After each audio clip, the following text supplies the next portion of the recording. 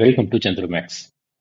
So நம்ம வந்து இப்போ ரீசெண்டாக எஸ்எஸ்சி எக்ஸாம்ஸ் ரயில்வே எக்ஸாம்ஸில் வந்து கொஸ்டின் கேட்குற விதத்தை வந்து மாற்றிருக்கிறாங்க. என்ன அப்படின்னா புது பேட்டர்னில் கொஸ்டின் கேட்குறாங்க. அதுதான் வந்து ஸ்டேட்மெண்ட் பேஸ்டு கொஸ்டின்ஸாக கேட்குறாங்க. அதில் வந்து நான் ஆல்ரெடி இந்த ஸ்டேட்மெண்ட் பேஸ்டு கொஸ்டின்ஸ் வந்து எப்படி நம்ம அப்ரோச் பண்ணணும் அப்படின்றதுக்கான ஷார்ட்கட்டை வந்து ஃபஸ்ட் வீடியோவில் கொடுத்துருந்தேன். ஸோ ஃபஸ்ட் வீடியோலேயே வந்து பார்த்துருந்தேன்னா நான் தெளிவாகவே நான் சொல்லியிருப்பேன். என்ன அப்படின்னா கண்டென்ட் அப்படின்றது மாறவே இல்லை. அந்த கண்டென்ட்டை கேட்குற விதம் தான் மாறி இருக்குது. அதுதான் வந்து என்ன அப்படின்னா ஸ்டேட்மெண்ட்டாக கேட்டுட்டு இருக்காங்க. ஸோ அதுக்கு நான் இப்போ போனதுலேயே வந்து நான் ப்ரூஃபுமே கொடுத்தேன். உங்களுக்கு கொஸ்டின் கேட்குறாங்கன்னா அந்த கொஸ்டினுடைய கண்டென்ட் வந்து நம்மளுடைய கிளாஸில் எடுக்கப்பட்ட கண்டென்ட்டே இருக்குது. ஓகே, சரி. ஸோ இது மூலியமாக வந்து பார்த்துட்டிங்கன்னா அடுத்து ஒரு 10லேருந்து 15 வீடியோ கம்ப்ளீட்டாக வந்து ஒரு சில முக்கியமான டாப்பிக்காக இருக்கும். நான் ஆல்ரெடி சொன்ன மாதிரியே வந்து பார்த்துட்டிங்கன்னா நம்ம கேட்குற கொஸ்டின்ஸ் எல்லாமே வந்து நார்த் இந்தியா சேனல்கள்லேருந்து எடுக்கப்படுற ஒரு சில ஸ்டாண்டர்டான கொஸ்டின்ஸ் மட்டும்தான். ரைட்டா? சரி. இதில் முதல் கேள்வி பாருங்க. நான் ஆல்ரெடி சொன்னேன் ஃபர்ஸ்ட் ஸ்டெப் ஸ்டேட்மெண்ட் பேஸ்டு கொஸ்டின்ஸில் முதல் ஸ்டெப் என்னன்னா அந்த கொஸ்டின் வந்து எதை பேஸ் பண்ணி இருக்கு அப்படின்றது தான். உங்களுக்கு இதுக்கான தமிழ் மீனிங்குமே இதுலேயே இருக்குது. சரியா? தமிழ் டிரான்ஸ்லேஷனுமே அடுத்தடுத்தே நான் கொடுத்துருக்கேன். ஏன்னா உங்களுக்கு ஸ்டேட்மெண்ட் பேஸ்டு கொஸ்டின்ஸில் வந்து தமிழ் டிரான்ஸ்லேஷனை வந்து ஒரே பேஜில் கீழேயே கொடுக்க முடியல. காரணம் என்ன அப்படின்னு பார்த்துட்டிங்கன்னா ரொம்ப பெருசாக இருக்கும் கொஸ்டின்ஸ். ரைட்டா? சரி. இதில் கேள்வி பாருங்க. கேள்வி வந்து எதை பற்றி கேட்டிருக்கிறாங்க அப்படின்னா சிவில் டிசோபீடியன்ஸ் மூமெண்ட். ரைட்டா? சிவில் டிசோபீடியன்ஸ் மூமெண்ட்டை பற்றி தான் கேட்டிருக்காங்க. அப்போ வந்து மாடர்ன் இந்தியன் ஹிஸ்ட்ரி ரிலேட்டடாக கொஸ்டின் இருக்கு.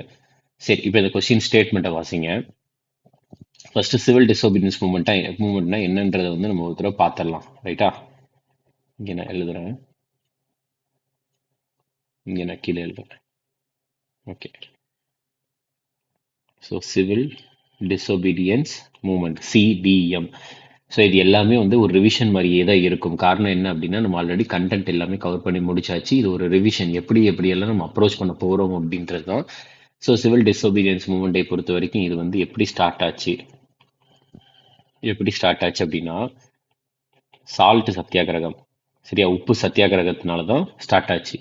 இந்த உப்பு சத்தியாகிரகத்தை பொறுத்த வரைக்கும் இது எப்போ இருந்து எப்போ வரைக்கும் நடந்துச்சுன்னா மார்ச் 12லிருந்து ஏப்ரல் 6 வரைக்கும் நடந்துச்சு. எந்த வருஷம் அப்படின்னா 1930.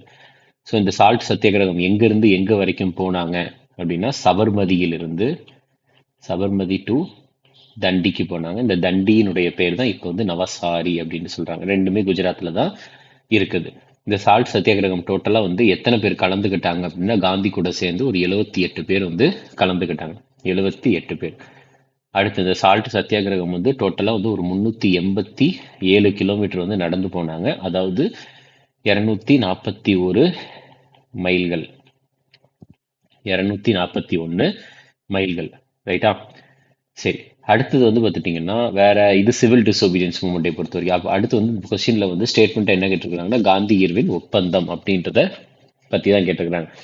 ஸோ இந்த காந்தி இர்வின் ஒப்பந்தம் அப்படின்றது வந்து எப்பொழுது நடைபெற்றது அப்படின்னா 1931 மார்ச்ல நடைபெற்றது. சரி, இப்போ இந்த கொஸ்டின்ல வந்து நம்ம பார்க்கலாம் ஃபுல்லா. என்ன அப்படின்னா என்ன கேட்குறாங்கன்னா காந்தி இர்வின் ஒப்பந்தம் வந்து இந்த சிவில் டிசோபீடியன்ஸ் மூவ்மெண்ட் வந்து ரத்து செய்யறதுக்கு ஒரு முக்கியமான வழியா இருந்துச்சு இந்த உடன்படிக்கை அப்படின்ட்டு சொல்றாங்க. இந்த ஸ்டேட்மெண்ட் வந்து பார்த்துட்டிங்கன்னா கரெக்டான ஸ்டேட்மெண்ட் தான். ஏன்னா காரணம் என்னன்னா இதுல நான் எழுதி போடுறேன். ஸோ இந்த காந்தி இர்வின் உடன்படிக்கைக்கு கீழே வந்து காந்தி வந்து என்னென்ன பாயிண்ட்லாம் சொன்னார் அப்படின்னா தப்பே பண்ணாம வந்து நிறைய சுதந்திர போராட்ட வீரர்கள் வந்து பார்த்துட்டிங்கன்னா அரெஸ்ட் பண்ணி வச்சிருக்கீங்க, அவங்களை எல்லாம் ரிலீஸ் பண்ண சொன்னாரு. அதுக்கடுத்து வந்து உப்பை வந்து பார்த்துட்டிங்கன்னா காய்ச்சறதுக்கு, அதாவது பர்சனல் யூஸுக்காக வீட்டு தேவைக்காக வந்து காய்ச்சறதுக்கு அனுமதிக்க சொன்னார். இது காந்தி கேட்ட முக்கியமான பாயிண்ட். அடுத்து இந்த காந்தி இர்வின் ஒப்பந்தத்தில் இர்வின் சொன்னது எதெல்லாம் அப்படின்னா இந்த சட்ட மறுப்பு இயக்கம், அதாவது இந்த சிவில் டிசோபீடியன்ஸ் மூவ்மெண்ட் வந்து பார்த்துட்டிங்கன்னா ரத்து செய்யணும் நீங்கள் உடனே. அடுத்து வந்து 2வது வட்டமேசை மாநாடு, செகண்ட் ரவுண்ட் டேபிள் கான்ஃபரன்ஸ், அதில் நீங்கள் கலந்துக்கணும் அப்படின்ட்டு சொன்னார். இந்த ரெண்டுமே உண்மை தான். ஸோ ஃபர்ஸ்ட் ஸ்டேட்மெண்ட் வந்து பார்த்துட்டிங்கன்னா கரெக்டான ஸ்டேட்மெண்ட். ரைட்டா? ஸோ ரவுண்ட் டேபிள் கான்ஃபரன்ஸை பொறுத்த வரைக்கும் ரவுண்ட் டேபிள் கான்ஃபரன்ஸ் ஆர்டிசின்னு இருக்கிற ரவுண்ட் டேபிள் கான்ஃபரன்ஸை பொறுத்த வரைக்கும் மொத்தமாக ஒரு 3 ரவுண்ட் டேபிள் கான்ஃபரன்ஸ் இருக்குது. முதல் ரவுண்ட் டேபிள் கான்ஃபரன்ஸ் வந்து 1930 நடக்கும். 2வது ரவுண்ட் டேபிள் கான்ஃபரன்ஸ் 1931. 3வது ரவுண்ட் டேபிள் கான்ஃபரன்ஸ் வட்டமேசை மாநாடு 1932. இதுல இரண்டாவது நடந்த 1931 வட்டமேசை மாநாட்டில் தான் இந்திய தேசிய காங்கிரஸ் கலந்துக்கும். இந்திய தேசிய காங்கிரஸ் சார்பா வந்து யார் கலந்துக்குவார் அப்படின்னா காந்தி அவர்கள் கலந்துக்குவார். ரைட்டா? So first statement okay. ரெண்டாவது ஸ்டேட்மெண்ட் பாருங்க. ஃபாரின் கிளாத், அதாவது வெளிநாட்டிலேருந்து இறக்குமதி செய்கிற துணிகள், அதுக்கப்புறம் வந்து பார்த்துட்டிங்கன்னா மதுபான கடைகள் தான் வந்து இதில் மெயினான டார்கெட் ப்ரொட்டஸ்டில் அப்படின்னு சொன்னாங்க. கரெக்டு தான், இந்த ரெண்டு ஸ்டேட்மெண்ட்டும் கரெக்டு தான். மூணாவது வந்து பார்த்துட்டிங்கன்னா the movement was launched after, சரி, after the failure of Simon Commission report. ஆக்சுவலாக சைமன் கமிஷன் அப்படின்றத நம்ம பார்த்தோம் அப்படின்னா, சைமன் கமிஷன் போட்டது வந்து எப்பொழுதுனா 1927 போட்டாங்க. 1927 போட்டாங்க. சைமன் கமிஷன் வந்து இந்தியாவுக்கு வந்தது 1928. சைமன் கமிஷன் ரிப்போர்ட் கொடுத்தது எப்பொழுதுனா 1932 தான். 1932 தான் வந்து இவங்க ரிப்போர்ட்டே கொடுக்குறாங்க. புரியுதா என்ன சொல்ல வரேன்ட்டு? ஸோ அப்போ சிவில் டிசோபீடியன்ஸ் மூவ்மெண்ட் லான்ச் பண்ணது 1930 கிட்டேயே லான்ச் பண்ணியாச்சு. ரைட்டா? அதனால வந்து இது தப்பான ஸ்டேட்மெண்ட். ஏன்னா ஆஃப்டர் த ஃபெயிலியர் தான் சொல்றாங்க. ஆஃப்டர் த ஃபெயிலியர், ஏன்னா இது முடிஞ்சதுக்கு அப்புறம், சிவில் டிசோபீடியன்ஸ் முடிஞ்சதுக்கு அப்புறம் தான் சைமன் கமிஷனே வராங்க. ஸோ இந்த ஸ்டேட்மெண்ட் வந்து பார்த்துட்டிங்கன்னா தப்பு. மூணாவது ஸ்டேட்மெண்ட் தப்புனா நம்ம ஆட்டோமேட்டிக்காக என்ன பண்ணிடலாம் அப்படின்னா இது இது இது இது எல்லாத்தையும் நம்ம ஆப்ஷன் எலிமினேட் பண்ணி ஆன்சர் ஏக்கு வந்துடலாம். அப்போ மூணாவது பாயிண்ட் மட்டும் தெரிஞ்சாலே போதும், நம்ம மொத்தத்தையும் எலிமினேட் பண்ணிடலாம். புரியுதா என்ன சொல்ல வரேன்ட்டு? ஸோ இந்த சைமன் கமிஷனை பொறுத்த வரைக்கும், இந்த கமிஷன் இருக்காங்கல்ல, ஸோ இந்த கமிஷனை பொறுத்த வரைக்கும் முக்கியமான பாயிண்ட் எதெல்லாம் அப்படின்னா,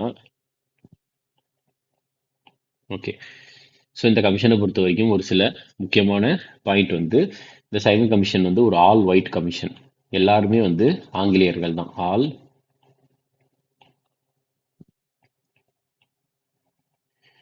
ஆல் ஒயிட் கமிஷன், எல்லாருமே ஆங்கிலேயர்கள் மட்டும்தான். அதனால தான் வந்து எதிர்த்தாங்க இந்த சைமன் கமிஷனை. இந்த சைமன் கமிஷன் அப்போ வந்து பார்த்துட்டிங்கன்னா சைமன் வெளியேறு, சைமன் கோபேக், இல்லைன்னா கோபேக் சைமன், ஒரு கோபேக் சைமன் ஒரு ஸ்லோகன் மாதிரி சொன்னாங்க. இந்த கோபேக் சைமன் அப்படின்ற வார்த்தையை வந்து பார்த்துட்டிங்கன்னா முதலாக உபயோகித்தவர் யார் அப்படின்ற மாதிரி கேள்வி கேட்டிருக்கிறாங்க. யூசப் மெஹர் அலி அப்படின்றவர் தான் கேள்வி கேட்டிருக்கிறாங்க. ரைட்டா? சரி, அதுக்கு அடுத்தது வந்து பார்த்துட்டிங்கன்னா ஒரு சில முக்கியமானதெல்லாம் இருக்குது. என்னென்னா இந்த காந்தி இர்வின் உடன்படிக்கை இருக்குதுல்ல, இந்த காந்தி இர்வின் உடன்படிக்கையை வந்து ஏற்றுக்கொண்டது எந்த இந்தியன் நேஷனல் காங்கிரஸ் செஷன் அப்படின்ற மாதிரி கேள்வி கேட்பாங்க. காந்தி இர்வின் உடன்படிக்கை. ஸோ டோட்டலாக வந்து ஒரு 2 செஷன் நம்ம பார்க்குற மாதிரி இருக்கும். என்ன அப்படின்னா 1931 கராச்சி செஷன். 1931 கராச்சி செஷன். இந்த கராச்சி செஷனை பொறுத்த வரைக்கும் எதுக்காக முக்கியம், என்னெல்லாம் முக்கியம்னா, இந்த கராச்சி செஷன்ல வந்து யார் வந்து பிரசிடென்டா இருப்பாரு அப்படின்னு பார்த்துட்டிங்கன்னா சர்தார் வல்லபாய் பட்டேல் வந்து பிரசிடென்டா இருப்பாரு. சர்தார் வல்லபாய் பட்டேல் இந்த கராச்சி செஷன்ல தான் வந்து சிவில் டிசோபீடியன்ஸ் மூவ்மெண்ட்டை வந்து முடிச்சுக்கலாம் அப்படின்ற ஒரு முடிவு பண்ணது. ரைட்டா? அதுக்கு அடுத்து வந்து பார்த்துட்டிங்கன்னா இதே கராச்சி செஷன்ல தான் பூர்ண ஸ்வராஜ். ஸோ பூர்ண ஸ்வராஜ் அப்படின்றது வந்து என்னன்னு சொல்லுவாங்கன்னா கம்ப்ளீட் இண்டிபெண்டன்ஸ் அப்படின்னு சொல்லுவாங்க. பூர்ண ஸ்வராஜ் அப்படின்றது கம்ப்ளீட் இண்டிபெண்டன்ஸ். ஸோ இந்த பூர்ண ஸ்வராஜ் இருக்குதுல்ல, இண்டிபெண்டன்ஸ், பூர்ண ஸ்வராஜினுடைய மீனிங், சரியா, முழுமையான அர்த்தத்தை இந்த செஷன்ல சொன்னாங்க. ஆனா பூர்ண ஸ்வராஜ் பத்தி முதலாக முடிவெடுத்தது எப்போ, எந்த செஷன்ல அப்படின்னா 1929 லாகூர் செஷன்ல. இந்த ரெண்டுத்துக்கும் டிஃபரன்ஸ் தெரிஞ்சுக்கோங்க. பூர்ண ஸ்வராஜ் முடிவெடுத்தது, கம்ப்ளீட் இண்டிபெண்டன்ஸ் முடிவெடுத்தது வந்து 1929 லாகூர் செஷன். மீனிங் வந்து நம்மளுக்கு வந்து தெரிஞ்சது வந்து பார்த்துட்டிங்கன்னா என்ன செஷன் அப்படின்னா அது வந்து 1931 கராச்சி செஷன். சர்தார் வல்லபாய் பட்டேல் அவர்கள் தான் வந்து பார்த்துட்டிங்கன்னா பிரசிடென்ட்டாக இருப்பார் அப்படின்றதையும் தெரிஞ்சு வச்சுக்கோங்க. ஓகே. ஸோ இந்த ஒரு டைம் பீரியட்ல தான் வந்து என்ன ஆகும் அப்படின்னா, இதுக்கு அடுத்தது வந்து இன்னொரு முக்கியம், இதே கராச்சி செஷன்ல தான் 2 தீர்மானங்களை வந்து அவங்க வந்து ஏற்றுக்குவாங்க. ரெசல்யூஷன்ஸ் எத்தனை ரெசல்யூஷன் அப்படின்னா 2 தீர்மானங்களை வந்து ஏற்றுக்குவாங்க. அதில் வந்து ஒன்று வந்து என்ன அப்படின்னா அடிப்படை உரிமைகளுக்கான தீர்மானம், ஃபண்டமெண்டல் ரைட்ஸ்க்கான ரெசல்யூஷன். அதுக்கு அடுத்தது வந்து புதிய பொருளாதார கொள்கைக்கான ரெசல்யூஷன், தீர்மானம், நியூ எக்கானமிக் பாலிசி. இந்த 2 தீர்மானத்தையுமே ஏத்துக்கிட்டது வந்து எந்த செஷன்னா 1931 கராச்சி செஷன் அப்படின்றதையும் ஞாபகம் வச்சுக்கோங்க. ஓகே. அதுக்கப்புறம் சைமன் கமிஷனை பொறுத்த வரைக்கும் இதுலயே நான் எழுதுறேன். இங்க வந்து இந்த சைமன் கமிஷன் வந்தாங்கல்ல, சைமன்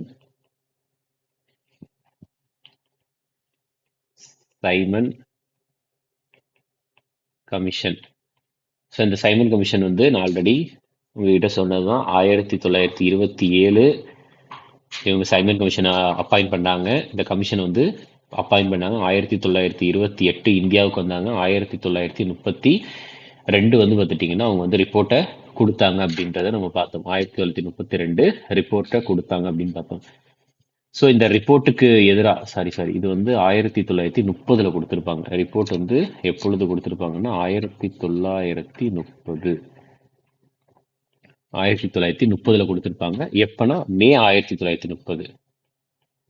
மே 1930. ஆனா வந்து இங்க சிவில் டிசோபீனியன்ஸ் மூவ்மெண்ட் வந்து ஆரம்பிச்சது வந்து எப்பன்னு பார்த்துட்டீங்கன்னா இங்க இருக்கும். சால் சத்தியாகிரகா மூலியமா வந்து மார்ச் 12 1930லயே வந்து உருவாக்கிட்டாங்க. மார்ச் 12 1930. ஆனா இங்க வந்து மே தான் வந்து, அதாவது இது முடிஞ்சதுக்கு அப்புறம் தான் இது வந்திருக்கு. ஆனா கொஸ்டின்ல என்ன கேட்டிருக்காங்கன்னா இது முடிஞ்சதுக்கு அப்புறம் தான் இது வந்துச்சான்னு கேட்கறாங்க. சிவில் டிசோபீனியன்ஸ் தப்பு, ரைட்டா? ஸோ இதுல வந்து சைமன் கமிஷன் வந்து ரிப்போர்ட் வந்து 1930 வந்து ரிப்போர்ட்டை வந்து கொடுக்குறாங்க. சரி, இது ரிப்போர்ட் எப்பொழுதுனா மே 1930. அதுக்கப்புறம் கோ பேக் சைமன் அப்படின்ற யூசுப் மெஹர் அலி வந்து சொல்றாரு. கோ பேக் சைமன் அப்படின்றதெல்லாம் சொல்றாங்க. அதுக்கப்புறம் இங்க இந்த சைமன் கமிஷன்ல வந்து பார்த்துட்டீங்கன்னா இந்தியர்களே இல்லை. ஸோ இந்த சைமன் கமிஷனுடைய அறிக்கையை எதிர்த்து தான் வந்து பார்த்துட்டீங்கன்னா யார் போராடினார் அப்படின்னா லாலா லஜ்பத் ராய். நிறைய பேர் போராடினாங்க. அதுல முக்கியமான தலைவர் வந்து யாருன்னா லாலா லஜ்பத் ராய். இந்த லாலா லஜ்பத் ராய் மேல வந்து லத்தி சார்ஜ் வந்து கொடுத்தாங்க. லத்தியை வச்சு அடிக்கிறதுக்கு வந்து உத்தரவிட்டாங்க. ஸோ உத்தரவிட்டது வந்து யார் அப்படின்றது வந்து நீங்க பார்த்துட்டீங்க அப்படின்னா ஜேம்ஸ் ஸ்காட். சரியா? ஜேம்ஸ் ஸ்காட் இவர் வந்து ஆர்டர் போடுவார். ஸோ அதனாலேயே வந்து பார்த்துட்டிங்கன்னா லத்தி சார்ஜ் கூட லத்தியை வச்சு லாலா லஜ்பத் ராய் மீது வந்து அடிப்பாங்க. அதில் வந்து கொஞ்ச நாளில் வந்து லாலா லஜ்பத் ராய் அவர்கள் வந்து இறந்து போயிடுவார். ஸோ அவர் இறந்ததை வந்து பழிவாங்குவதற்காக 3 பேர், யாருன்னா பகத்சிங், அதுக்கப்புறம் வந்து பகத்சிங், சுக்குதேவ், அடுத்து ராஜ்குரு. பகத்சிங், சுக்குதேவ், ராஜ்குரு. ஸோ இவங்க 3 பேர் என்ன பண்ணிடுவாங்கன்னா ஜேம்ஸ் ஸ்காட்டை பழிவாங்கணும் அப்படின்றதுக்காக போவாங்க. ஆனால் ஜேம்ஸ் ஸ்காட்டுக்கு பதிலாக தவறுதலாக வந்து சாண்டர்ஸ், ஜேம்ஸ் ஸ்காட் வந்து லாகூர் இருக்குல்ல, லாகூர்னுடைய எஸ்பியா இருப்பார். சாண்டர்ஸ் வந்து டிஎஸ்பியா இருப்பார். சாண்டர்ஸ் வந்து கொன்றுவாங்க.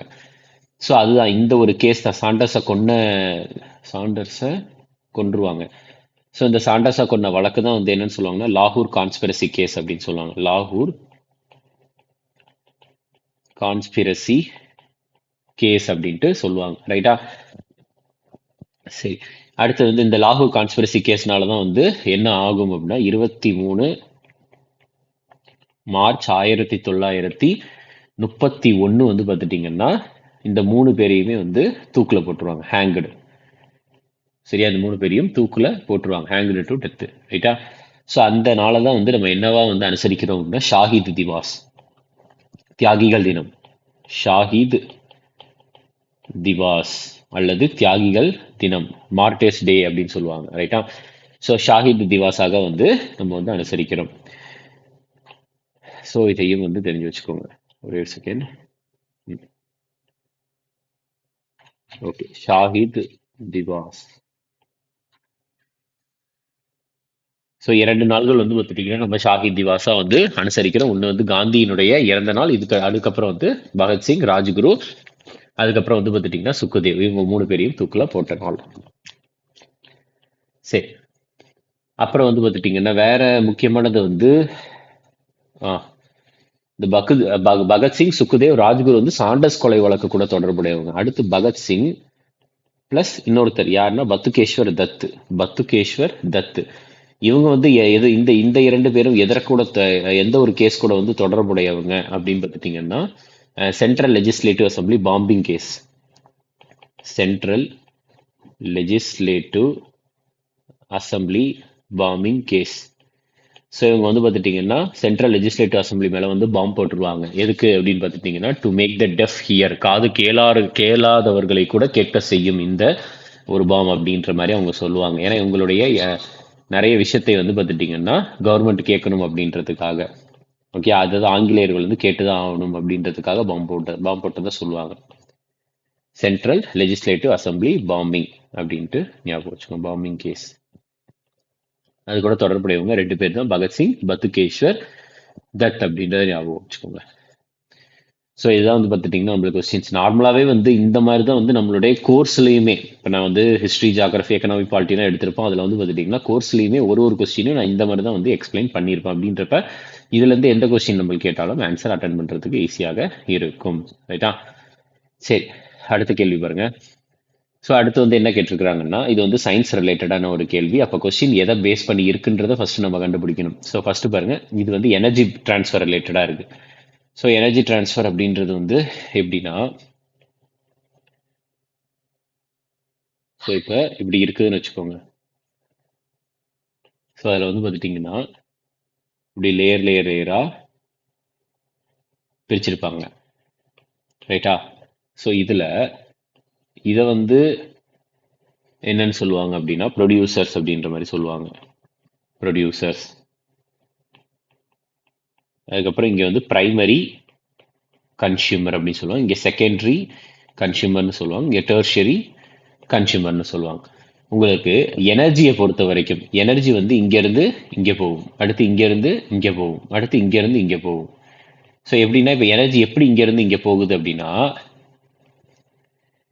பிரைமரி கன்சியூமர்ஸில் வந்து அதாவது ப்ரொடியூசர்ஸில் வந்து யாரெல்லாம் வருவாங்கன்னா இந்த கிராஸ், செடி கொடிகள் எல்லாமே அப்படியே வரும். ஸோ இப்போ அதே மாதிரி இப்போ இங்கேருந்து 100% எனர்ஜி வந்து மேலே போகுது அப்படின்னா 100% இருந்து என்ன ஆகும் அப்படின்னா ஒரு 90% தான் இங்கே போகும். ரைட்டா? சரி, அப்போ 10% குறைஞ்சிருச்சு. அப்போ 90%லேருந்து ஒரு 10% குறையுது அப்படின்றப்ப வந்து பார்த்துட்டிங்கன்னா உங்களுக்கு ஒரு 81% இங்கே போகும். அடுத்து அப்படியே குறைஞ்சிக்கிட்டே மேலே போய்கிட்டே இருக்கும். ஸோ அப்போ கொஸ்டின்ல வந்து என்ன கேட்டிருக்கிறாங்கன்னா, எனர்ஜி டிரான்ஸ்ஃபரை பொறுத்த வரைக்கும் அது வந்து inefficient at higher traffic levels. மேலே போக போக போக இந்த எனர்ஜி டிரான்ஸ்ஃபர் அப்படின்றது இன்எஃபிஷியண்டாக இருக்கும், பத்தாது அப்படின்னு சொல்றாங்க. இந்த ஸ்டேட்மெண்ட் வந்து கரெக்ட் தான், அசர்ஷன் கரெக்ட் தான். அடுத்து ஸோ அப்போ அதுக்காக இந்த விஷயத்துக்காக ரீசன் சொல்லியிருக்காங்க என்னன்னா, only about 10% of the energy, only about 10% of the energy is passed from one level to the another. Correct தான். ஒரு லெவல்ல இருந்து இன்னொரு லெவலுக்கு வந்து பார்த்துட்டிங்கன்னா எனர்ஜி டிரான்ஸ்ஃபர் அப்படின்றது 10% கிட்ட தான் இருக்கும். சரியா? 10% தான் டிரான்ஸ்ஃபரே ஆகும் அப்படின்ட்டு சொல்றாங்க. ரைட்டா? ஸோ அதில் வந்து நான் எக்ஸாம்பிளுக்கு தான் வந்து மேலே போக போக போக எனர்ஜி குறையும் அப்படின்னு சொன்னேன். ஸோ ஆனால் வந்து பார்த்துட்டிங்கன்னா குறையிறதே வந்து எப்படி குறையும் அப்படின்னா, ஒரு லெவல்லேருந்து இன்னொரு லெவலுக்கு போகிறது வந்து பார்த்துட்டிங்கன்னா 10%க்கு மேலே போகாது. அதாவது இங்கேருந்து இங்கே மேலே போகுது இல்லை இந்த எனர்ஜி டிரான்ஸ்ஃபர், இதை பொறுத்த வரைக்கும் 10%க்கு மேலே போகாது அப்படின்றத ஞாபகம் வச்சுக்கோங்க. ரைட்டா? ஸோ இப்படி ஞாபகம் வச்சுக்கலாம். சரி, நெக்ஸ்ட் பாருங்க. அப்போ வந்து இதில் ரீசனுமே கரெக்ட் தான், அசர்ஷன் கரெக்ட், ரீசனுமே கரெக்ட். ரீசன் வந்து கரெக்டாக எக்ஸ்பிளைன் பண்ணுது. சரியா? பிகாஸ் ஸோ எனர்ஜி டிரான்ஸ்ஃபர் வந்து பார்த்துட்டிங்கன்னா ஹையர் டிராஃபிக் லெவலுக்கு போக போக போக இன்எஃபிஷியன்ட் பத்தாமல் இருக்குது. காரணம் என்னவென்றால் கீழே இருக்கிறது only about 10% of the energy is passed from one level to தானது. 10 கீழேருந்து மேலே போகிறப்ப 10% தான் போகுது அப்படின்றத ஞாபகம் வச்சுக்கோங்க. ரைட்டா? ஸோ இதே மாதிரியே வந்து பார்த்துட்டிங்கன்னா இன்னொரு பிரமிடும் இருக்குது. அது எப்படி இருக்கும்னா இந்த மாதிரி, அது வந்து இந்த மாதிரி இருக்குது. இந்த பிரமிடு அதாவது இன்வெர்டட் பிரமிட் அப்படின்ட்டு சொல்றாங்க. ரைட்டா? ஸோ அது வந்து எனர்ஜி பிரமிட் அப்படின்னும் சொல்லுவாங்க. ஸோ எனர்ஜி பிரமிடை பொறுத்த வரைக்கும் energy pyramid,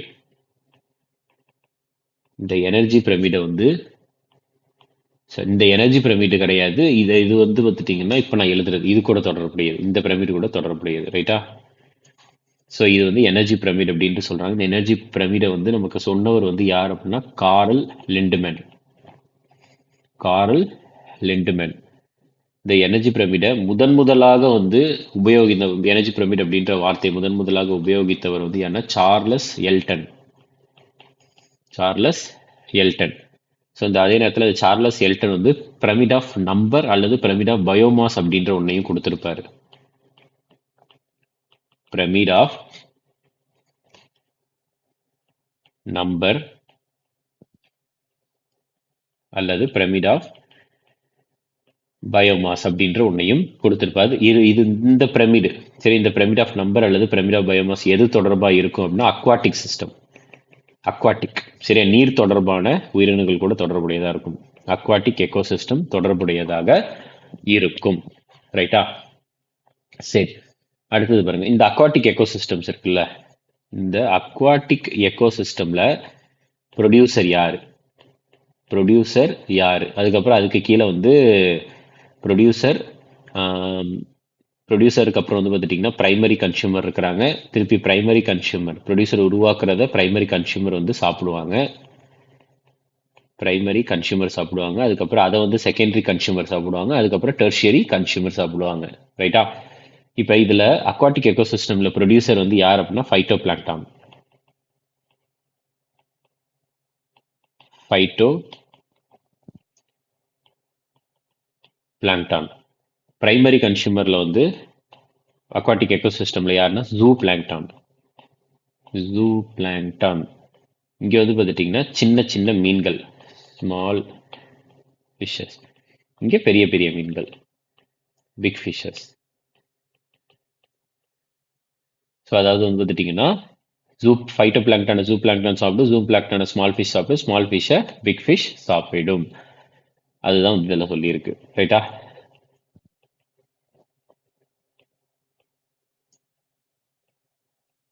small fishes, big fishes.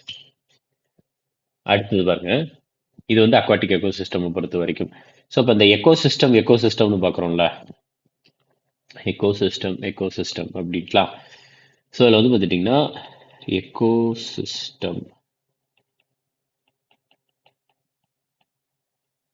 So இந்த எக்கோசிஸ்டம் அப்படின்ற வார்த்தையை முதலாக உபயோகித்தவர் யார் அப்படின்னா டான்ஸ்லி.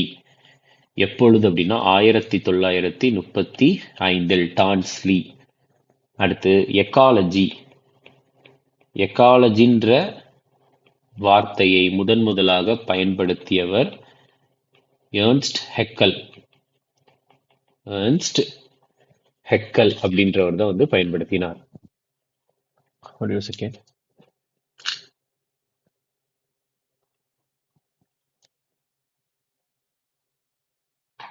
ஏர்ன்ஸ்ட் ஹெக்கல் அப்படின்றவர் தான் பயன்படுத்தினார். எப்பொழுதுனா 1866. ஸோ எக்காலஜியை பொறுத்த வரைக்கும் இந்தியா அளவில் வந்து எக்காலஜி சரியா, அதாவது ஃபாதர் ஆஃப் இந்தியன் எக்காலஜி சரியா, இந்தியன் எக்காலஜியின் தந்தையாக யாரை சொல்லுவாங்கன்னா ராம் தேவ் மிஸ்ராவை.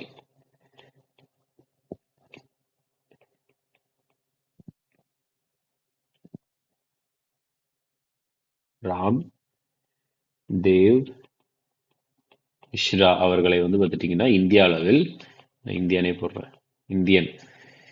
அளவில் வந்து யார் சொல்றாங்கன்னா ராம்தேவ் மிஸ்ரா அவர்களை வந்து சொல்றாங்க. சரி, அப்போ ஆன்சர் வந்து பார்த்துட்டிங்கன்னா அசஷனும் கரெக்ட், ரீசனும் கரெக்ட். அதுக்கான ரீசன் தான் கொடுத்துருக்காங்க. அப்போ வந்து both A and R are true, R is the correct explanation அப்படின்ட்டு சொல்றாங்க. ஆர் வந்து கரெக்டாக தான் இருக்கு எக்ஸ்பிளனேஷன். சரி, அடுத்த கேள்வி.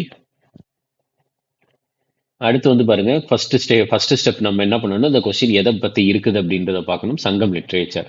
ஸோ கொஸ்டின் ஒரு தடவை வாசிங்க. Sangam literature provides a secular and detailed record of Tamil society. So Tamil நாகரிகத்தை பற்றி ஒரு விரிவான பதிவை வந்து சங்க இலக்கியம் வந்து கொடுக்குது அப்படின்ட்டு சொல்றாங்க. ஸோ இது வந்து கரெக்டு தான். It was compose under the royal patronage of Gupta kings. சரியா, குப்த மன்னர்களின் அரச ஆதரவின் கீழ் வந்து இது ஏற்றப்பட்டது அப்படின்றது சொல்றாங்க. இந்த ஸ்டேட்மெண்ட் வந்து கம்ப்ளீட்டா தப்பு. காரணம் என்ன அப்படின்னா இது வந்து குப்த அரசர்கள் கிடையாது. யாரு?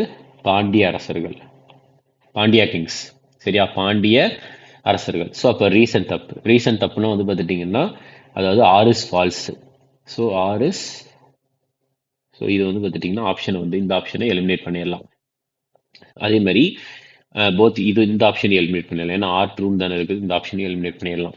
சரி, அது இப்போ வந்து பாருங்க. So R is false. இங்கே வருங்க, both A and R false இருக்கு. நம்மளுக்கு வந்து அசர்ஷன் கரெக்ட்னு தெரியும். ஸோ இப்போ சி எலிமினேட் பண்ணிடலாம். அப்போ ஆன்சர் பி மட்டும்தான் இருக்கு. ஆன்சர் பி மட்டும்தான் இருக்கிறது. சரி, இப்போ வந்து பாருங்க, உங்களுக்கு உங்களுக்கு சங்கம் வந்து எத்தனை சங்கம் நடந்துச்சு, முச்சங்கங்கள் அப்படின்னு சொல்லுவாங்க. டோட்டலா வந்து ஒரு 3 சங்கங்கள் நடந்துச்சு. 1 2 3 நடந்துச்சு. அதுல முதல் சங்கம் வந்து மதுரையில, 3வது சங்கம் மதுரையில, 2வது சங்கம் கப்பாடாபுரத்துல நடந்துச்சு. இந்த 2வது சங்கத்துல தான் வந்து தொல்காப்பியம் இயற்றப்பட்டது. ஸோ அதே நேரத்தில் நம்ம சங்க காலத்தை பற்றி வேற எந்த நூல் மூலியமா அறிகிறோம் அப்படின்னா சிலப்பதிகாரம் மூலியமாக அறிகிறோம். சிலப்பதிகாரம் மூலியமாக நமக்கு வந்து தெரிய வருது. சிலப்பதிகாரத்தை எழுதியவர் யார் அப்படின்னா எல்லாருக்குமே தெரியும், இளங்கோ அடிகள். இந்த சிலப்பதிகாரம் அப்படின்றது யாரினுடைய கதை அப்படின்னு பார்த்துட்டீங்கன்னா கோவலனுடைய மனைவி மாதவி, அதுக்கப்புறம் கண்ணகி, 2 பேருமே.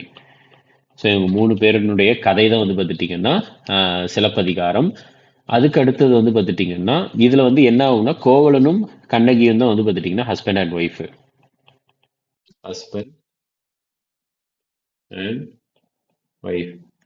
அடுத்தது இந்த கோவலனுக்கும் மாதவிக்கும் வந்து பார்த்துட்டிங்கன்னா ஒரு குழந்தை பிறக்கும், டாட்டர்.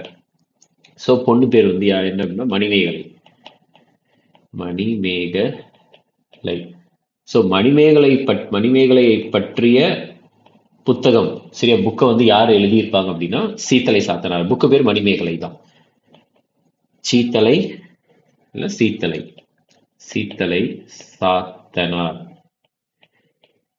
ஸோ இவர் வந்து பார்த்துட்டிங்கன்னா எழுதியிருப்பார். ஸோ அப்போ வந்து பார்த்துட்டிங்கன்னா இந்த கொஸ்டின்ல வந்து அசர்ஷன் கரெக்ட், ஆனால் ரீசன் வந்து தப்பு அப்படின்றத ஞாபகம் வச்சுக்கோங்க. அடுத்த கேள்வி என்ன கேட்குறாங்க அப்படின்னா, ஸோ இதுவுமே சயின்ஸ் ரிலேட்டடான ஒரு கேள்வி தான். இதில் வந்து இந்த கொஸ்டின் எதை பேஸ் பண்ணி இருக்குதுன்னா லேட்டன்ட் ஹீட், அதாவது ஹீட்டை பேஸ் பண்ணி இருக்குது. இந்த கேள்வி வந்து ஹீட்டை பேஸ் பண்ணி இருக்குது. ஏன்னா பாருங்க, இங்கே ஹீட் இருக்குது, இங்கே வெப்பரைசேஷன் இருக்குது, இங்கே பாயிலிங் இருக்குது. ஸோ அப்போ வந்து ஹீட் தொடர்பான ஒரு கேள்வி தான். ஸோ இந்த கொஸ்டின்ல என்ன கேட்குறாங்க அப்படின்னா லேட்டன்ட் ஹீட் அப்படின்ட்டு ஒன்று சொல்லியிருக்கிறாங்க. லேட்டன்ட் ஹீட், ஆக்சுவலாக லேட்டன்ட் ஹீட் அப்படின்றது வந்து என்னன்னா நம்மளுக்கு வந்து சாலிட் இருக்கு, சாலிட்ல இருந்து லிக்விட் மாறும், திருப்பி லிக்விட்ல இருந்து கேஸ் மாறும்ல, நிறைய விஷயங்கள். ஸோ அப்போ சாலிட்ல இருந்து லிக்விட் மாறுறப்பையும் லிக்விட்ல இருந்து கேஸ் மாறுறப்பயுமே வந்து பார்த்துட்டிங்கன்னா ஒரு ஹீட் வந்து வெளியே வரும். ஸோ அப்போ வந்து பார்த்துட்டிங்கன்னா ஒரு ஹீட் வந்து வெளியே வரும். அந்த ஹீட் தான் வந்து என்னன்னு சொல்றாங்கன்னா லேட்டன்ட் ஹீட் அப்படின்ட்டு சொல்றாங்க. Latent heat. ஸோ நார்மலாவே வந்து எவாப்ரேஷன் இருக்குல்ல, ஸோ சூடாகிறப்ப எவாப்ரேட் ஆகிறப்ப, அதாவது எவாப்ரேஷன் அப்படின்ட்டு சொல்லுவோம். எவாப்ரேஷன் ஆகிறப்ப கூலிங் வந்து உருவாகும், சரியா. காரணம் என்னன்னா பார்ட்டிகல்ஸ் வந்து லேட்டன்ட் ஹீட் வந்து அப்சர்வ் பண்ணுது அப்படின்ட்டு. ஸோ ஸ்டேட்மெண்ட் கரெக்ட் தான், இது ஒரு ஜென்ரல் ஸ்டேட்மெண்ட். அடுத்து இந்த லேட்டன்ட் ஹீட் இருக்குல்ல, சாலிட்ல இருந்து லிக்விட் மாறுறப்பயோ இல்லை லிக்விட்ல இருந்து லிக்விடா மாறுறப்பயோ வந்து பார்த்துட்டிங்கன்னா லேட்டன்ட் ஹீட் வருது. ஸோ அந்த இது வந்து பார்த்துட்டிங்கன்னா வாட்டர்ல அதிகமா இருக்கும் ஆல்கஹாலை கம்பேர் பண்றப்ப அப்படின்னு சொல்றாங்க. ஸோ ஆல்கஹால்ல லேட்டன்ட் ஹீட் கம்மியா இருக்கும், வாட்டர்ல வந்து அதிகமா இருக்கும் அப்படின்னு சொல்றாங்க. இந்த ஸ்டேட்மெண்ட்டுமே வந்து கரெக்டான ஸ்டேட்மெண்ட் தான். அடுத்து boiling occurs throughout the bulk அப்படின்றாங்க. பல்க் அப்படின்றது வந்து என்னன்னா ஒரு பொருள் வந்து இன்வால்வ் ஆகணும், ஆப்ஜெக்ட் இன்வால்வ்டு. ஒரு பொருள் இன்வால்வ் ஆச்சுன்னா அதை பல்க் அப்படின்ட்டு சொல்லுவாங்க.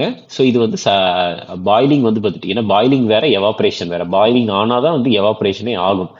ஸோ பாயிலிங் அப்படின்றது ஆப்ஜெக்ட் இன்வால்வ் ஆகும் கண்டிப்பா, சரியா, பாத்திரமோ ஏதோ ஒன்று இன்வால்வ் ஆகும். ஆனால் எவாப்ரேஷன் அப்படின்றது எந்த ஒரு ஆப்ஜெக்டும் இன்வால்வ் ஆகாது, அது ஒரு சர்ஃபேஸ் ஃபினாமினான் அப்படின்னு சொல்றாங்க. இதுவுமே வந்து பார்த்துட்டிங்கன்னா கரெக்ட். ஸோ அப்போ ஆன்சர் வந்து பார்த்துட்டிங்கன்னா ஆல் தி அபவ், ரைட்டா. ஸோ நம்மளுக்கு வந்து எவாப்ரேஷன் இருக்குல்ல,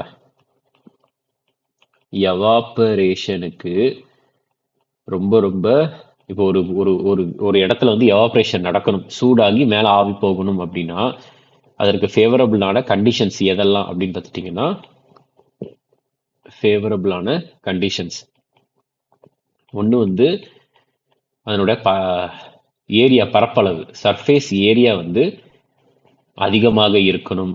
இரண்டாவது டெம்பரேச்சர் வந்து அதிகமாக இருக்கணும். மூன்றாவது அங்க வீசுகிற காத்து அதிகமாக இருக்கணும். நாலாவது அங்க இருக்கக்கூடிய ஈரப்பதமானது கம்மியா இருக்கணும். ஸோ இது எல்லாமே இருந்துச்சுன்னா எது நடக்கும் அப்படின்னு பார்த்துட்டிங்கன்னா எவாப்ரேஷன் நடக்கும் அப்படின்னு சொல்றாங்க. ஹியூமிடிட்டியை பொறுத்த வரைக்கும், சரியா, ஹியூமிடிட்டியை பொறுத்த வரைக்கும் ஹியூமிடிட்டியை மெஷர் பண்ற இன்ஸ்ட்ருமெண்ட் வந்து ஹைக்ரோமீட்டர், சரியா, ஹைக்ரோமீட்டர். மீட்டர் அப்படின்னு தெரிஞ்சு வச்சுக்கோங்க. ஹியூமிடிட்டியை பொறுத்த வரைக்கும் 2 விதமான ஹியூமிடிட்டி இருக்கு. ஒன்று வந்து அப்சல்யூட் ஹியூமிடிட்டி அப்படின்னு சொல்லுவாங்க, இன்னொன்று ரிலேட்டிவ் ஹியூமிடிட்டி அப்படின்ட்டு சொல்லுவாங்க. ரைட்டா? ஓகே, அடுத்த கேள்வி. இது வந்து எது ரிலேட்டடாக கேட்டிருக்கிறாங்க அப்படின்னு பார்த்துட்டிங்கன்னா புக்ஸ் அண்ட் ஆத்தர்ஸ் ரிலேட்டடாக கேட்டிருக்கிறாங்க. So the man who knew infinity, இது வந்து ராபர்ட் கெனிகல் தான். அடுத்து prison diary Jayaprakash Narayan, a foreign policy for India I K Gujral. So 3 ஸ்டேட்மெண்ட்டுமே கரெக்ட் தான். இது வந்து ஆல் தி அபவ். 3 ஸ்டேட்மெண்ட்டுமே கரெக்டு தான், all the above. So Jayaprakash Narayan அவர்களை பொறுத்த வரைக்கும் நீங்கள் பார்த்தீங்கன்னா ஜெயபிரகாஷ் நாராயண், ஸோ இவர் தான் வந்து பார்த்துட்டிங்கன்னா நம்மளுக்கு 5 ஆண்டு திட்டங்கள் இருக்குல்ல, 5 ஆண்டு திட்டங்கள் மாதிரியே வந்து சர்வோதயா பிளான் அப்படின்னு, சர்வோதயா பிளான் அப்படின்ற ஒன்று இவர் வந்து போட்டிருப்பார், சர்வோதயா பிளான். ரைட்டா?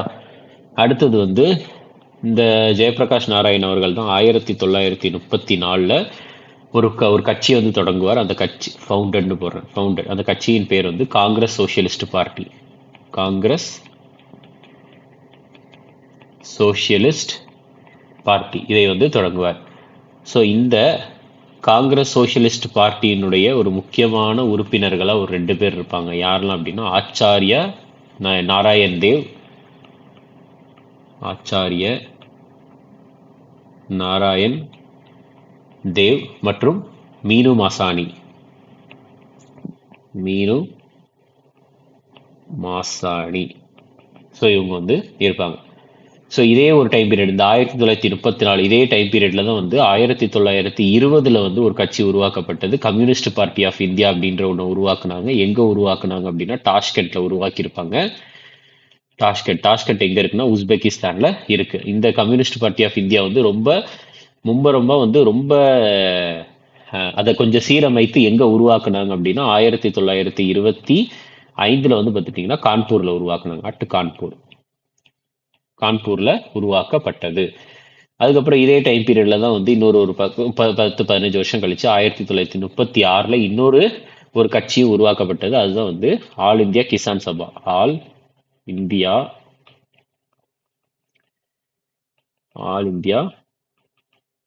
கிசான் சபா. இந்த ஆல் இந்தியா கிசான் சபாவை வந்து தோற்றுவித்தவர் வந்து யாருன்னா சஹஜானந்த் சரஸ்வதி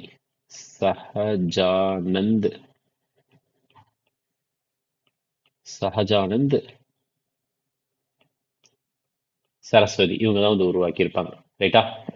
சரி, அடுத்தது பாருங்க. அடுத்த கேள்வி என்ன கேட்குறாங்க அப்படின்னா, இது வந்து நம்ம மியூசிஷியன்ஸ் இருக்காங்கல்ல, மியூசிஷியன்ஸ்ல வந்து மியூசிஷியன்ஸ் ஆகட்டும், டான்சர்ஸ் ஆகட்டும், அதில் வந்து கரானாவை பற்றி இருக்குது. கரானா. ஸோ இந்த ஸ்டேட்மெண்ட்டை பொறுத்த வரைக்கும் இதில் வந்து நம்ம மேக்ஸிமம் இதை எப்படி அட்டன் பண்ணலாம்னா, எந்த ஸ்டேட்மெண்ட்டில் வந்து ஆப்ஷன் வந்து சிமிலராக இருக்குது அப்படின்றத பாருங்கள். இதில் A1 இருக்குது, இதுலேயுமே A1 இருக்குது. அப்போ இந்த மீதி இருக்கிற 2 ஆப்ஷன் நம்ம எலிமினேட் பண்ணிடலாம். ஸோ இதில் வந்து கொஸ்டினை பாருங்கள். ஸோ ஜெய்ப்பூர் அத்ரௌலி கரானாவை பொறுத்த வரைக்கும், ஸோ கொஸ்டின் வந்து கரானாவை பற்றி கேட்டிருக்காங்க, அதனுடைய முக்கியமான சிறப்பம்சங்களை பற்றி கேட்டிருக்கிறாங்க. ஜெய்ப்பூர் அத்ரௌலி கரானாவை பொறுத்த வரைக்கும் மெலோடிக் ஸ்ட்ரக்சர் இருக்கும், கரெக்ட். கிரானா கரானா வந்து ஸ்வார பியூரிட்டி இருக்கும், கரெக்ட். குவாலியர் கரானா வந்து இருக்கலே ஓல்டஸ்ட் கயல் கரானா. ஆக்ரா கரானா பூல்பந்துக்கும் லயக்காரிக்கும் ஃபேமஸ். இது எல்லாமே வந்து பார்த்துட்டிங்கன்னா கரெக்டான ஒரு ஸ்டேட்மெண்ட் தான். ஆன்சர் வந்து பார்த்துட்டிங்கன்னா 1 2 3 4. ஆன்சர் 1 2 3 4. இதில் கிரானா கரானாவை பொறுத்த வரைக்கும், கிரானா கரானால முக்கியமான ஒரு சில ஃபேமஸான பர்சன்ஸ்லாம் இருக்கிறாங்க. யார் அப்படின்னு பார்த்துட்டிங்கன்னா பீம்சென்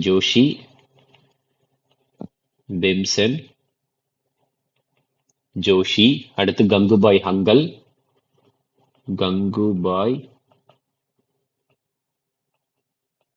இந்த மாதிரி முக்கியமான நபர்கள்லாம் எங்க இருக்கிறாங்க அப்படின்னு பார்த்துட்டிங்கன்னா கிரானா கரானால தான் இருக்கிறாங்க. கிரானா கரானா வந்து எந்த மாநிலத்துக்கூட தொடர்புடையது அப்படின்னா உத்தரப்பிரதேசம்.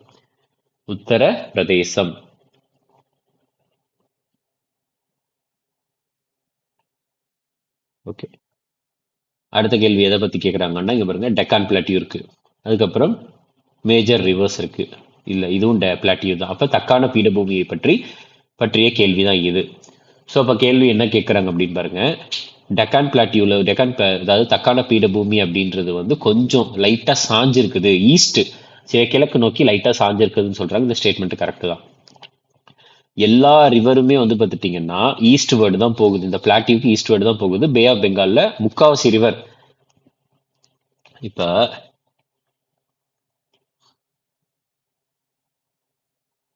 நம்மளுக்கு இந்த மாதிரி இருக்குன்னு வச்சுக்கோங்க.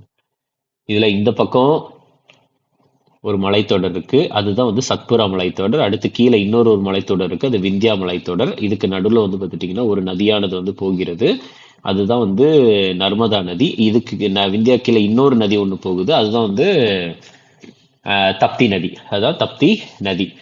ஸோ அதுக்கப்புறம் இந்த கீழே இருக்கக்கூடிய இந்த பகுதியை வந்து ஒரு செகண்ட்.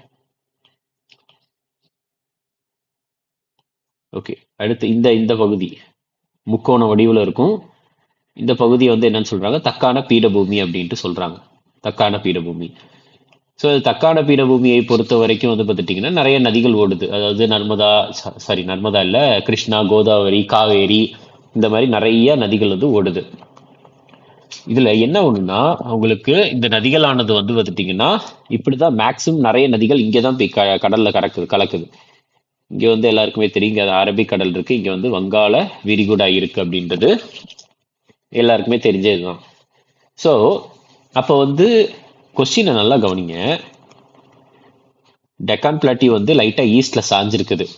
எல்லா ரிவரும் ஈஸ்ட்ல போகுது, ரைட்டா? அதனாலதான் இதுல சாஞ்சிருக்குது அப்படின்றதான் கேட்டிருக்காங்க. அதாவது எப்படி கொஸ்டின் கேட்டிருக்கணும்னா, எல்லா ரிவரும் வந்து ஈஸ்ட் கிழக்கு நோக்கி போகுது, பே ஆஃப் பெங்கால்ல கடல்ல கலக்குது. காரணம் என்ன அப்படின்னா டெக்கான் பிளாட்டி வந்து ஈஸ்ட்ல சாஞ்சிருக்குன்னு இதை ரீசனா கொடுத்துருக்கணும். ஆனா வந்து அப்படியே மாத்தி கொடுத்துருக்காங்க. ரெண்டு ஸ்டேட்மெண்ட் தனித்தனியா கரெக்ட் தான், ஆனா வந்து இந்த எக்ஸ்பிளனேஷனுக்கான ரீசன் வந்து இது கிடையாது. ஸோ அப்போ ஆன்சர் வந்து பார்த்துட்டீங்கன்னா both A and R true, but R is not the correct explanation அப்படின்றதையும் தெரிஞ்சு வச்சுக்கோங்க, ரைட்டா? ஒரு second. Okay,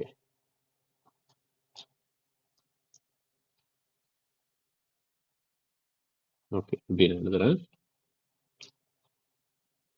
so R is not the correct explanation.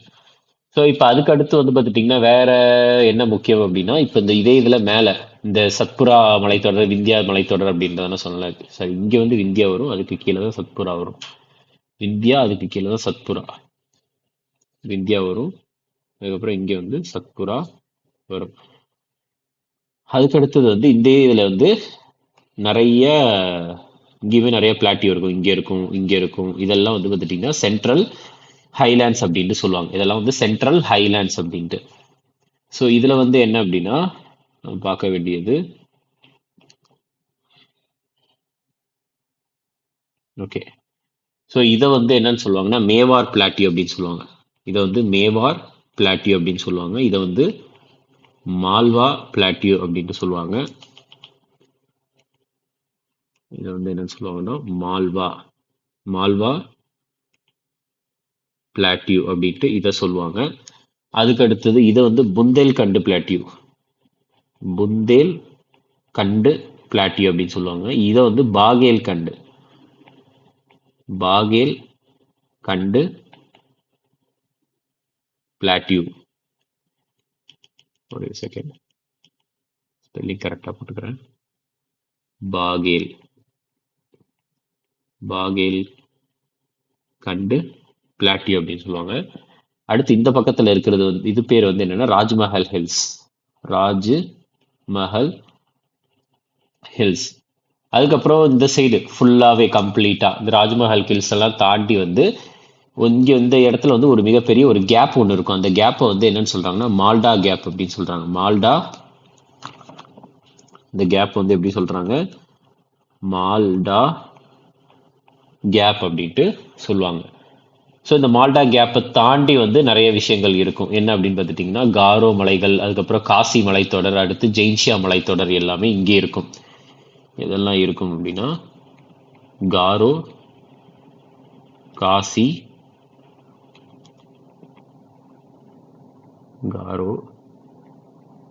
மலைத்தொடர்,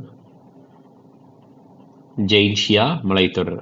இந்த மூன்று மலைத்தொடர்களையுமே ஒன்றா சேர்த்து தான் வந்து என்ன சொல்லுவாங்கன்னா, கே போட்டு ஏ போடுறேன், நோனஸ் என்ன சொல்லுவாங்கன்னா கார்பி ஆங்லோங் பீடபூமி அப்படின்னு சொல்லுவாங்க. கார்பி ஆங்கிலாங் பிளாட்டியூ அப்படின்ட்டு மொத்தமா சொல்லுவாங்க. திருப்பி அடுத்து இந்த காரோ காசி ஜெயின்ஷா இதை தாண்டி வந்து வேற என்ன இருக்கும் நார்த் கச்சார் மலைகள் இருக்கும். என்ன மலைகள்னா நார்த்து கச்சார் மலைகள் எல்லாமே இருக்கும். இந்த நார்த் கச்சார் மலைகள் ஹியர் இங்கதான் வந்து என்ன இருக்கு, என்ன மலை அப்படின்னா மிக்கிர், அதுக்கப்புறம் ரெக்மா அப்படின்ற மலைத்தொடர் இருக்கு. இந்த இரண்டுமே வந்து எங்க இருக்கிறது அப்படின்னா அஸ்ஸாம்ல இருக்கு. அஸ்ஸாம்ல இருக்குது. ஸோ நான் நேற்று போன வீடியோலயே வந்து பார்த்துட்டிங்கன்னா நான் சொல்லியிருப்பேன், இங்கே இந்த சைடு அரபிக்கடல் கரையோரம் வந்து இந்தியாவில் வந்து இந்த கடற்கரையோரம் வந்து எது அதிகமாக இருக்கும் அப்படின்னா எஸ்டுவரி அதிகமாக இருக்கும். இந்த சைடு எஸ்டுவரி அதிகமாக இருக்கும். இந்த சைடு வந்து பார்த்துட்டிங்கன்னா டெல்டா வந்து அதிகமாக இருக்கும். இந்த பகுதியில் எது அதிகமாக இருக்கும்னா டெல்டா அதிகமாக இருக்கும். ஓகே, அடுத்த கேள்வி பாருங்க. இதுக்கான ஸ்டேட்மெண்ட், இதுக்கான ஆன்சர் வந்து ஆப்ஷன் பி. இது எது ரிலேட்டடாக கேட்டிருக்காங்கன்னா புரோட்டோசோவன் ரிலேட்டடாக கேட்டிருக்கிறாங்க. சரியா, சயின்ஸ் ரிலேட்டடான கொஸ்டின்ஸ் தான் புரோட்டோசோவன். ஸோ இது பார்க்கறதுக்கு முன்னாடி வந்து பார்த்துட்டிங்கன்னா ஒரு விஷயத்தை நம்ம பார்த்துட்டு அடுத்து பார்க்கலாம். என்னன்னா 1969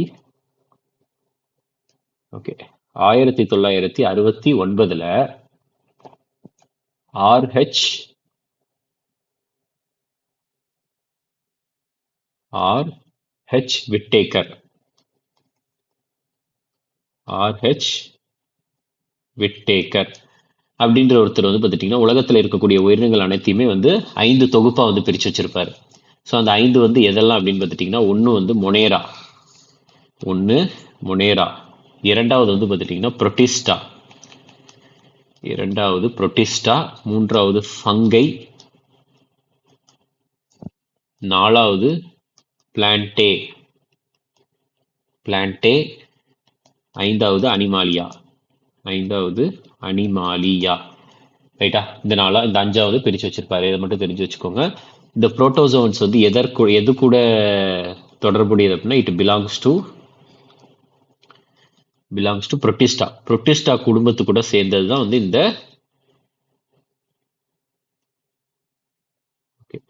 புரோட்டிஸ்டா குடும்பத்து கூட சேர்ந்தது தான் இந்த புரோட்டோசோவா. ரைட்டா, சரி. இப்ப இந்த ஸ்லீப் இது எல்லாம் வந்து புரோட்டோசோவன் நோய்களா அப்படின்றது கொடுத்துருக்கிற 3 ஆப்ஷனும். இதுல வந்து பார்த்துட்டீங்கன்னா இந்த ஸ்லீப்பிங் சிக்னஸ் இருக்குல்ல, ஸ்லீப்பிங் சிக்னஸ் வந்து எதனால் வரக்கூடியது அப்படின்னா ட்ரிப்பனோசோமானால வரக்கூடியது.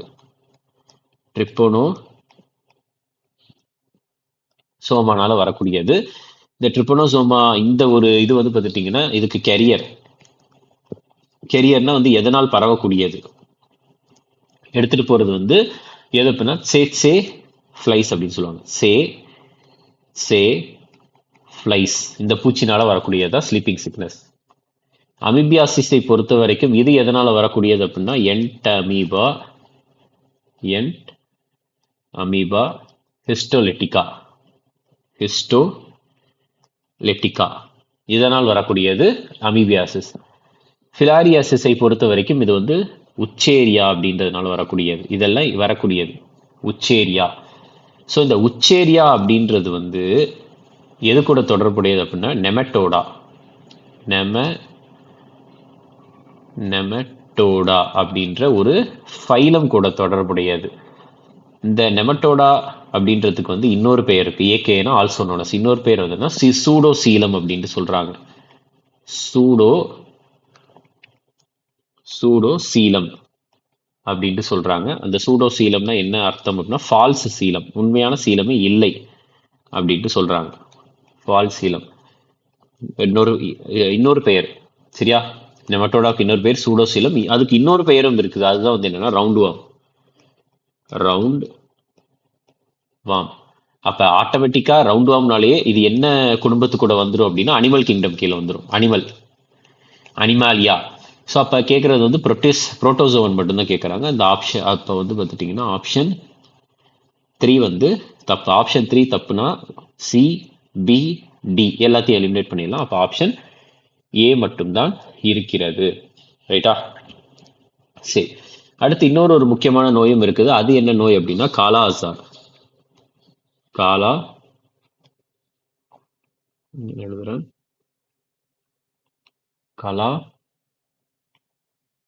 அசார். ஸோ இந்த கலாசார் நோயை பொறுத்த வரைக்கும் இதுக்கு வந்து இது வந்து எந்த புரோட்டோசோன் மூலியமா வருகிறது அப்படின்னா லைஷ்மானியா.